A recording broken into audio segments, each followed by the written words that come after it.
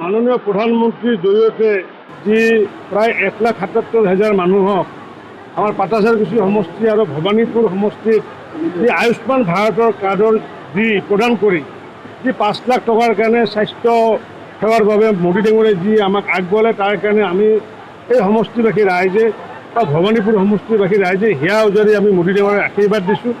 কাৰণ পূৰ্বতে এনেকুৱাকৈ দুখীয়াৰ কল্যাণৰ কাৰণে এনেকুৱাকৈ কোনো চিন্তা কৰা নাছিলে।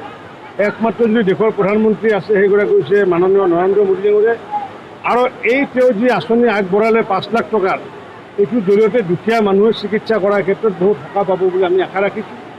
আৰু লগতে যিসকলৰ ৰেচন কাৰ্ড নাই কিন্তু নতুনকৈ ৰেচন কাৰ্ড পাবলগীয়া আছে 40 লাখ মানুহে, তেওঁলোকক মাননীয় মুখ্যমন্ত্ৰী ডাঙৰীয়াই আয়ুষ্মান অসমৰ কাৰ্ড প্ৰদান কৰিব। গতিকে আমি মুখ্যমন্ত্ৰী আৰু প্ৰধানমন্ত্ৰী দুয়োগৰাকীয়ে আমি ধন্যবাদ জনাইছোঁ।